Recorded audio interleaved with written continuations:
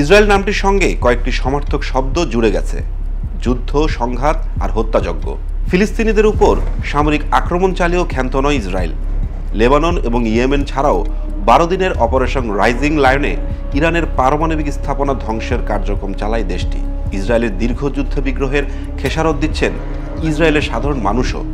কেন ও কিভাবে, সেটাই জানাবো আজকের স্টার এক্সপ্লেন্সে।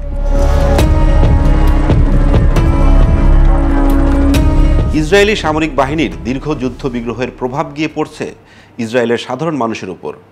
নেতানিয়াহু এদিকে হামাস নির্মূলে গাজা দখলের পরিকল্পনা করছেন এবং সেই সিদ্ধান্ত বিরোধিতার মুখে পড়েছে ইসরায়েলের সাধারণ মানুষের কাছেই।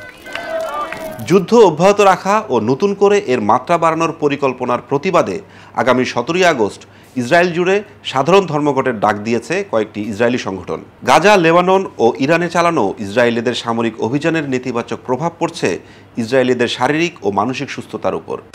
সরাসরি বলতে গেলে মধ্যপ্রাচ্যে ইসরায়েলের চালানো সংঘাত রীতিমতো ঘুম কেড়ে নিয়েছে দেশটির সাধারণ মানুষের। মাক্কাবি হেলথ কেয়ার সার্ভিসেস নামে একটি প্রতিষ্ঠানের চালানো জরিপের ভিত্তিতে একটি প্রতিবেদন প্রকাশ করেছে ইসরায়েলি গণমাধ্যম জেরুজালেম পোস্ট। গত 13 জুন ইরানের বিরুদ্ধে ইসরায়েলের 12 দিনের রাইজিং লায়ন যুদ্ধের শেষ হওয়ার 1 মাস পর 1000-এরও বেশি রোগীর উপর জরিপ চালায় সংগঠনটি। জরিপে ঘুম না হওয়া, শারীরিক দুর্বলতা, আতঙ্ক, উদ্বেগ, অবসাদ ও শিশুদের মানসিক স্বাস্থ্যের অবনতির মতো বিষয়গুলো উঠে এসেছে। ইসরায়েলের সামরিক অভিযান যুদ্ধবিগ্রহের নেতিবাচক ফল সরাসরি গিয়ে পড়ছে ইসরায়েলিদের রাতের ঘুমে। জরিপে অংশ নেওয়া 50% জানান তারা প্রয়োজন মতো ঘুমাতে পারছেন না, যেখানে গত ফেব্রুয়ারিতে এর হার ছিল 33%। জরিপে অংশ নেওয়া 16% জানান তারা রীতিমতো মানসিক অবসাদে ভুগছেন। ইসরায়েল ইরান সংঘাতের পর দৈনিক কাজে ঢুকতে অনেক কষ্ট হয়েছে 24% মানুষের। মাঝারি মানের কষ্ট হয়েছে 31%। ধূমপায়ীদের মধ্যে 63% বলছেন যুদ্ধ চলাকালে তাদের ধূমপানের প্রবণতা বেড়ে যায়। জরিপে অংশ নেওয়াদের মধ্যে 30% জানিয়েছেন তারা মানসিক সুস্থতার জন্য চিকিৎসকের শরণাপন্ন হয়েছেন। গাজা যুদ্ধ শুরুর 2 মাস পর জরিপের এই হার ছিল 18%। ইসরায়েলি হামলায় যে 62,000-এর মতো ফিলিস্তিনি প্রাণ হারিয়েছেন তার 18,500-ই শিশু।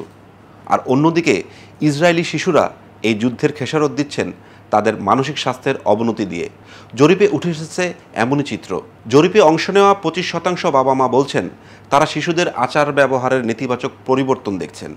আগের তুলনায় তাদের মেজাজ এখন আরও বেশি খিটখিটে। শিশুদের মধ্যে ধৈর্য কম থাকা, নিজেদের গুটিয়ে ফেলা ও অকারণে রূঢ় আচরণ করতে দেখা যাচ্ছে। সন্তানদের মানসিক স্বাস্থ্যের দৃশ্যমান অবনতি দেখছেন 20% বাবা মা। জরিপে পাওয়া তথ্য বিশ্লেষণ করে মাক্কাবি ফলিত গবেষণা বিভাগের প্রধান নাআমা স্টাইন গণমাধ্যমকে বলেন, কেউ কেউ প্রতিদিন কাজে ফিরলেও তাদের মানসিক স্বাস্থ্যের ক্রমশ অবনতি হচ্ছে। যুদ্ধ বন্ধ না হয় এমন হচ্ছে। এসব ঘটনায় মানসিক সুস্থতা ও ঘুমের ক্ষতি হচ্ছে। এর ফলে অনেকেই মানসিক চিকিৎসকের কাছে যাচ্ছেন। তা সত্ত্বেও তারা দৈনন্দিন জীবনে হিমশিম খাচ্ছেন। এসব উদ্বেগজনক প্রবণতা প্রায় 2 বছর ধরে চলছে। মাক্কাবির প্রধান স্বাস্থ্য কর্মকর্তা ডক্টর এরান রথম্যান বলছেন, মানসিক স্বাস্থ্যের উপর এই যুদ্ধের দীর্ঘমেয়াদী প্রভাব বিষয়টিকে সবার সামনে নিয়ে এসেছে। ঘুমের অভাব, বাড়তে থাকা অবসাদ এবং উদ্বেগ ও মন খারাপের মতো অনুভূতি দীর্ঘস্থায়ী হওয়ার মতো ঘটনাগুলো সামগ্রিক স্বাস্থ্যের ক্ষতি করছে।